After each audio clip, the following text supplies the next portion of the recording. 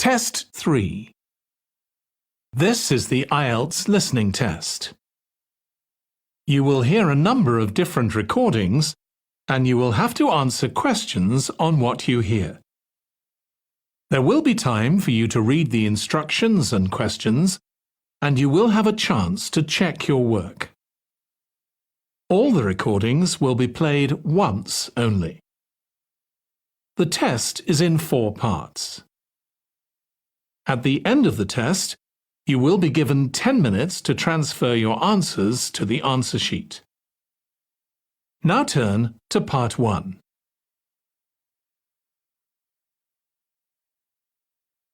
Part 1. You will hear a woman who works at an employment agency talking to a man about jobs he could apply for. First, you have some time to look at questions 1 to 5.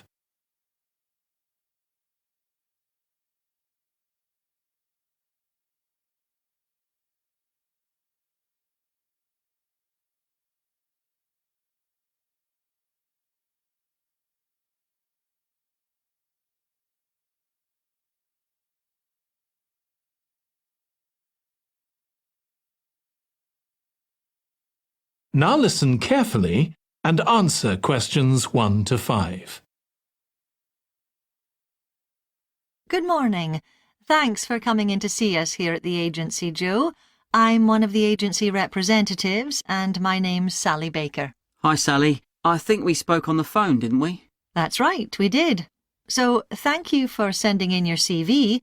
We've had quite a careful look at it, and I think we have 2 jobs that might be suitable for you. OK. The first one is in a company based in North London. They're looking for an administrative assistant. OK. What sort of company is it? They're called Home Solutions, and they design and make furniture. Oh, I don't know much about that, but it sounds interesting. Yes, well, as I said, they want someone in their office, and looking at your past experience, it does look as if you fit quite a few of the requirements. So on your CV it appears you've done some data entry? Yes. So that's one skill they want. Then they expect the person they appoint to attend meetings and take notes there. OK. I've done that before, yes. And you need to be able to cope with general admin.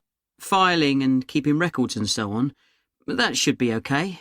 And in my last job, I also had to manage the diary. Excellent. That's something they want here too. I'd suggest you add it to your CV. I don't think you mentioned that, did you? No. So, as far as the requirements go, they want good computer skills, of course, and they particularly mention spreadsheets. That should be fine. And interpersonal skills, which would be something they'd check with your references. I think that should be OK, yes. Then they mention that they want someone who is careful and takes care with details. Just looking at your CV, I'd say you're probably all right there. I think so, yes. Do they want any special experience? I think they wanted some experience of teleconferencing. Oh, I've got 3 years' experience of that. Let's see. Yes, good. In fact, they're only asking for at least 1 year, so that's great. So is that something that might interest you? It is, yes. The only thing is, you said they were in North London, so it would be quite a long commute for me. OK. Before you hear the rest of the conversation, you have some time to look at questions 6 to 10.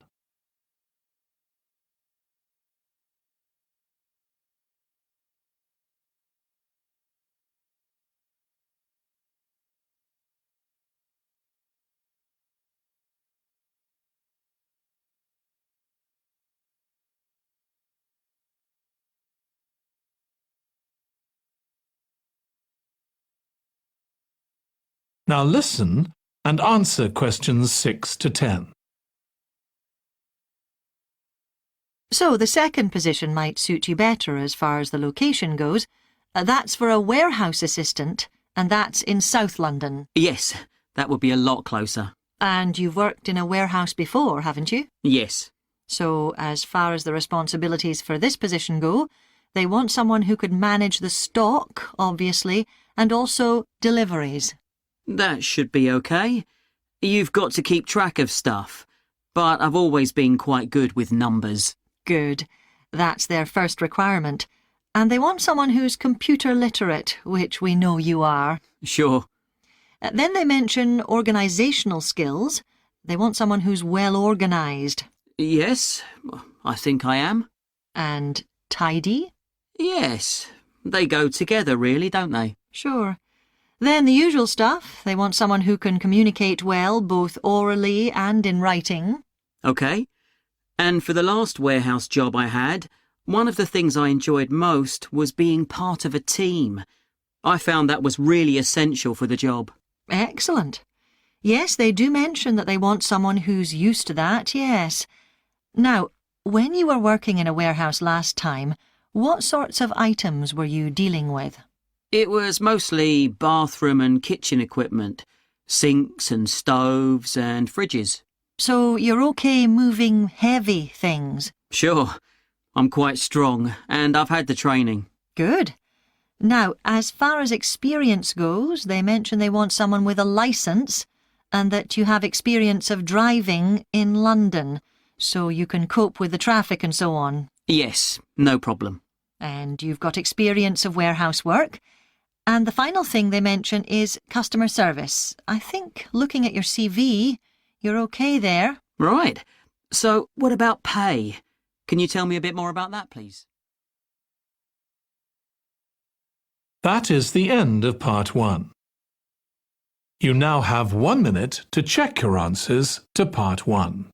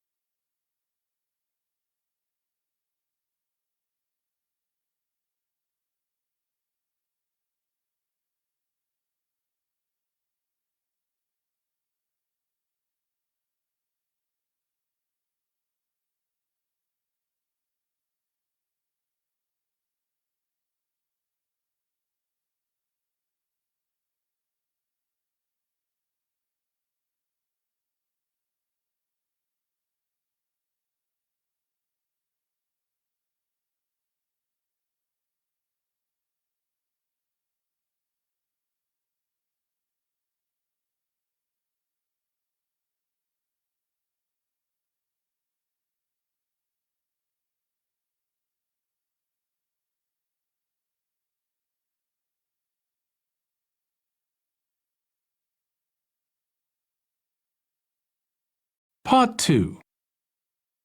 You will hear a woman called Alice Riches talking on the radio about a scheme which involves closing streets to traffic to allow children to play. First, you have some time to look at questions 11 to 16.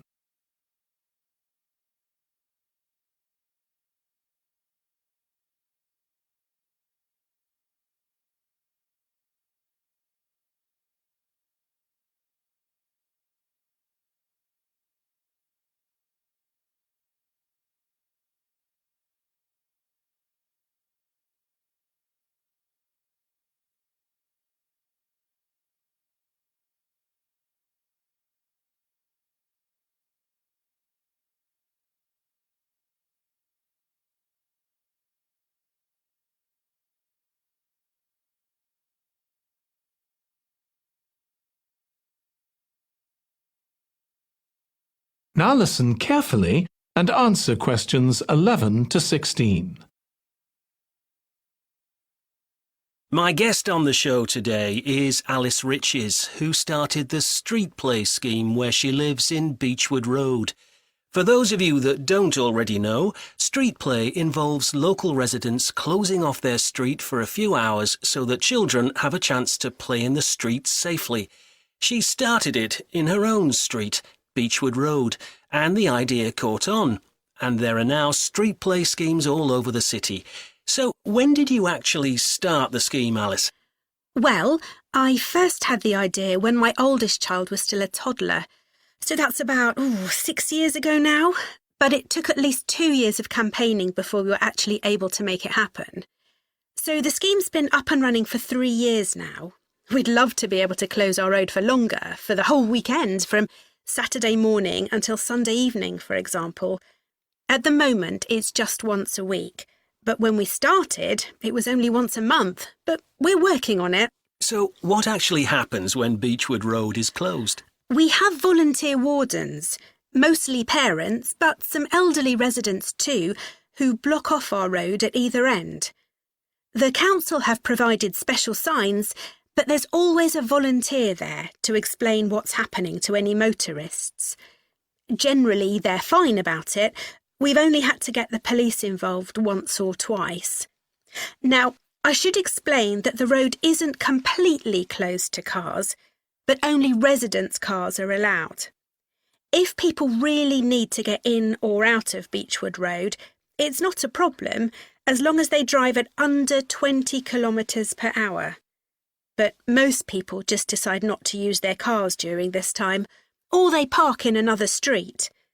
The wardens are only there to stop through traffic. So can anyone apply to get involved in street play? Absolutely. We want to include all kids in the city, especially those who live on busy roads. It's here that demand is greatest. Obviously, there isn't such demand in wealthier areas where the children have access to parks or large gardens, or in the suburbs where there are usually more places for children to play outside. I'd recommend that anyone listening who likes the idea should just give it a go. We've been surprised by the positive reaction of residents all over the city, and that's not just parents. There are always a few who complain, but they're a tiny minority. On the whole, everyone is very supportive and say they're very happy to see children out on the street, even if it does get quite noisy. Before you hear the rest of the conversation, you have some time to look at questions 17 to 20.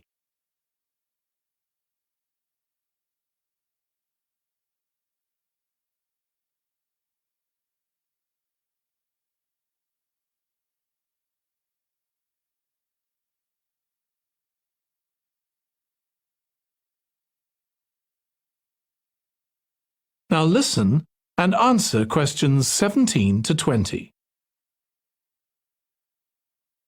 There have been so many benefits of street play for the kids. Parents really like the fact that the kids are getting fresh air instead of sitting staring at a computer screen, even if they're not doing anything particularly energetic. And of course, it's great that kids can play with their friends outside without being supervised by their parents. But for me, the biggest advantage is that kids develop confidence in themselves to be outside without their parents. The other really fantastic thing is that children get to know the adults in the street. It's like having a big extended family. It certainly does have a lot of benefits. I want to move on now and ask you about a related project in King Street. Right. Well, this was an experiment I was involved in, where local residents decided to try and reduce the traffic along King Street, which is the busiest main road in our area, by persuading people not to use their cars for one day. We thought about making people pay more for parking, but we decided that would be really unpopular. So instead, we just stopped people from parking on King Street, but left the other car parks open. It was surprising how much of a difference all this made. As we'd predicted, air quality was significantly better, but what I hadn't expected was how much quieter it would be, even with the buses still running.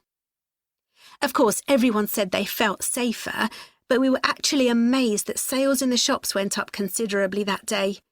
We thought there'd be fewer people out shopping, not more. That's really interesting. So the fact that the street was... That is the end of part 2. You now have 30 seconds to check your answers to part 2.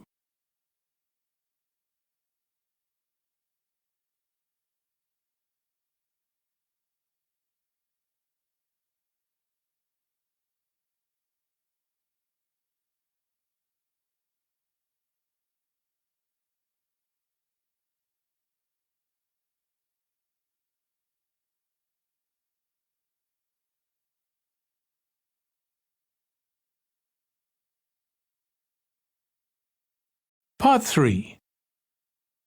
You will hear two students, called Hazel and Tom, talking about Hazel's media studies assignment. First, you have some time to look at questions 21 to 26.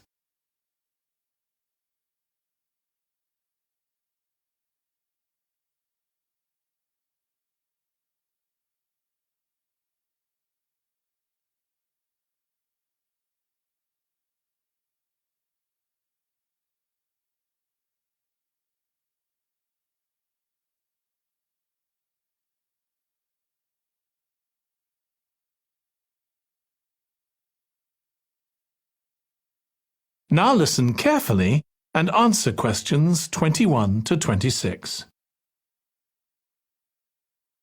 Tom, could I ask you for some advice, please? Yes, of course. If you think I can help. What's it about? It's my first media studies assignment, and I'm not sure how to go about it. You must have done it last year. Is that the one comparing the coverage of a particular story in a range of newspapers? That's right. Oh, yes. I really enjoyed writing it. So, what sort of things do I need to compare? Well, there are several things. For example, there's the question of which page of the newspaper the item appears on. You mean because there's a big difference between having it on the front page and the bottom of page 10, for instance? Exactly. And that shows how important the editor thinks the story is. Then there's the size, how many column inches the story is given, how many columns it spreads over. And I suppose that includes the headline. It certainly does. It's all part of attracting the reader's attention. What about graphics? Whether there's anything visual in addition to the text? Yes, you need to consider those too, because they can have a big effect on the reader's understanding of the story, sometimes a bigger effect than the text itself.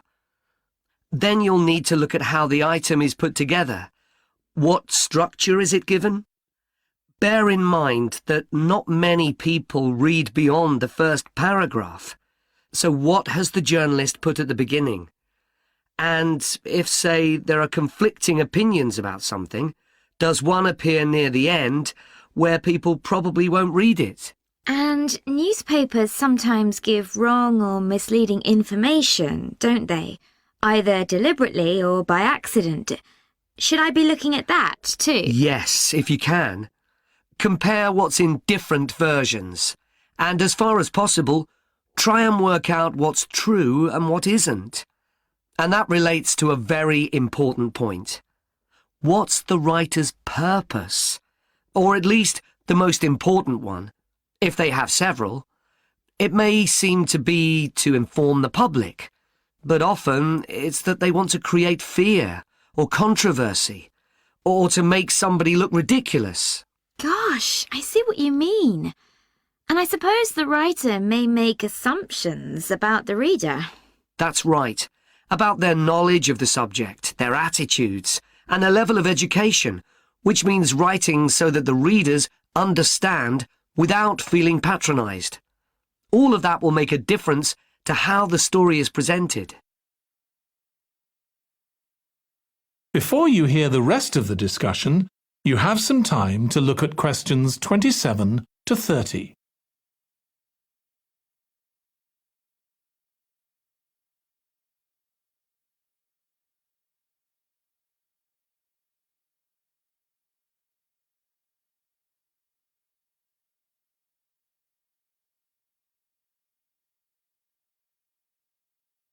Now listen and answer questions 27 to 30.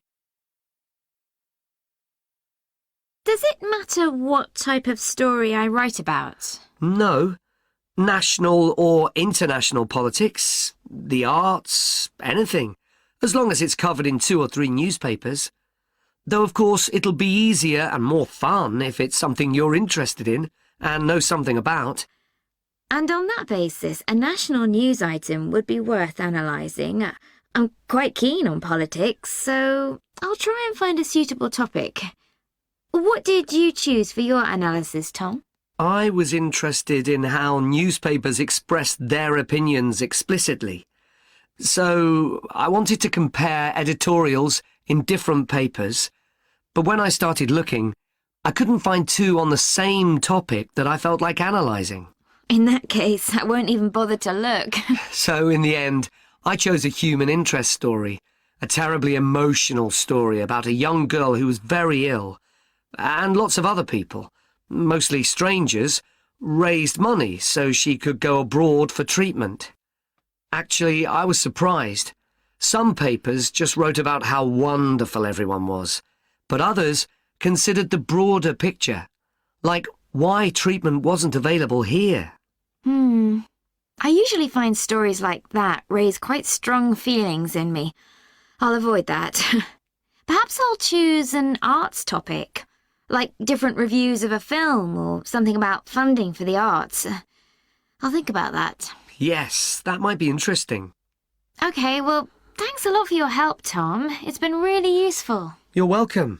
Good luck with the assignment, Hazel. That is the end of part 3.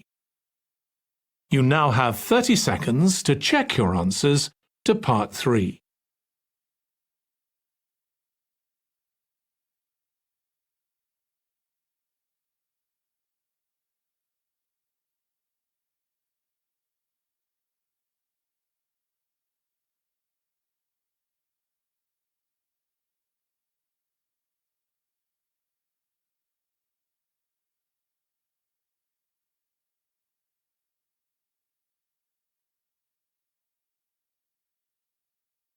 Part 4.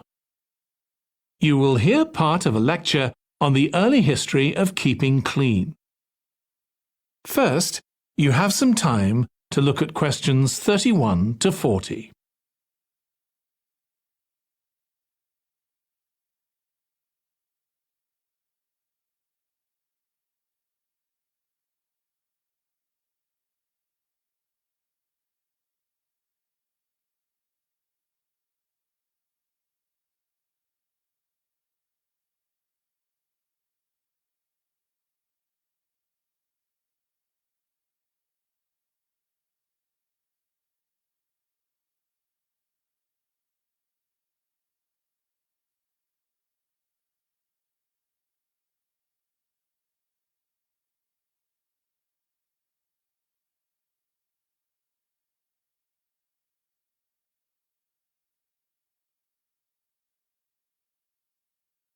Now listen carefully and answer questions 31 to 40. Nowadays, we use different products for personal cleanliness, laundry, dishwashing and household cleaning, but this is very much a 20th century development.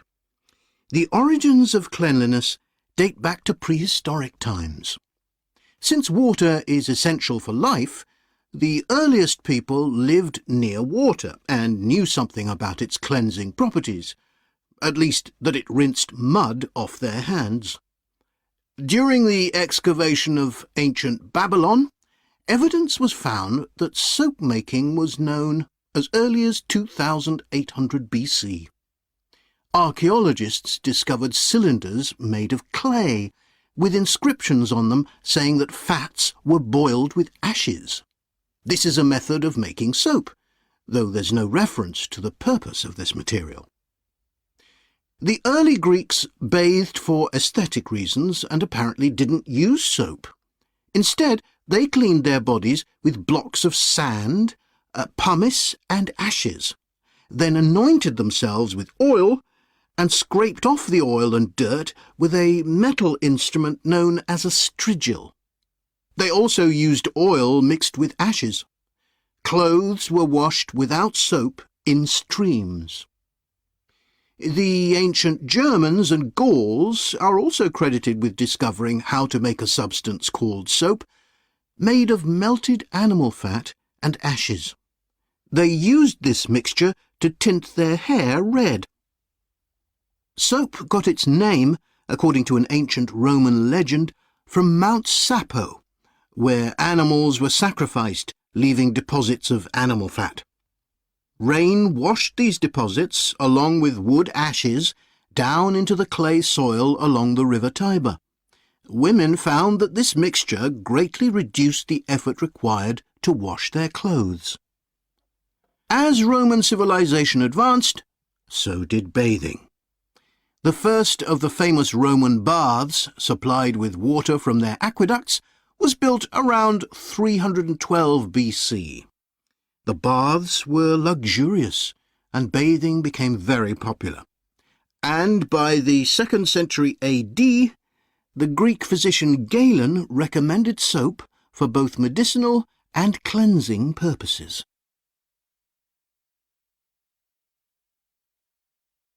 After the fall of Rome in 467 AD and the resulting decline in bathing habits, much of Europe felt the impact of filth on public health. This lack of personal cleanliness and related unsanitary living conditions were major factors in the outbreaks of disease in the Middle Ages, and especially the Black Death of the 14th century. Nevertheless, soap-making became an established craft in Europe, and associations of soap-makers guarded their trade secrets closely. Vegetable and animal oils were used with ashes of plants, along with perfume, apparently for the first time. Gradually, more varieties of soap became available for shaving and shampooing, as well as bathing and laundering. A major step toward large-scale commercial soap-making occurred in 1791, when a French chemist, Nicolas Leblanc, patented a process for turning salt into soda ash, or sodium carbonate. Soda ash is the alkali obtained from ashes that combines with fat to form soap. The Leblanc process yielded quantities of good quality, inexpensive soda ash. Modern soap-making was born some 20 years later, in the early 19th century, with the discovery by Michel-Eugène Chevreul, another French chemist, of the chemical nature and relationship of fats, glycerine, and fatty acids.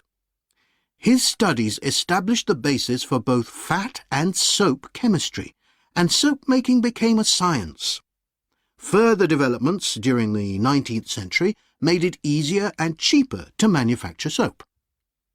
Until the 19th century, soap was regarded as a luxury item and was heavily taxed in several countries.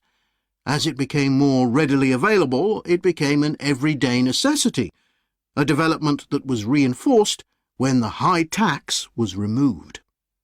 Soap was then something ordinary people could afford, and cleanliness standards improved. With this widespread use came the development of milder soaps for bathing and soaps for use in the washing machines that were available to consumers by the turn of the 20th century. That is the end of Part 4. You now have 1 minute to check your answers to Part 4.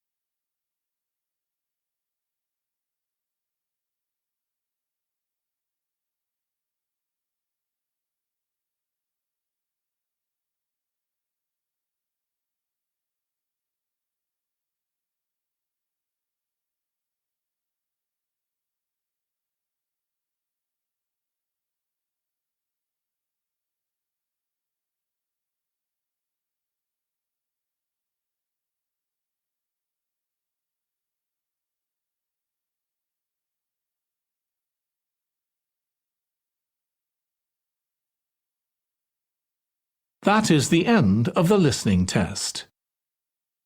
In the IELTS test, you would now have 10 minutes to transfer your answers to the answer sheet.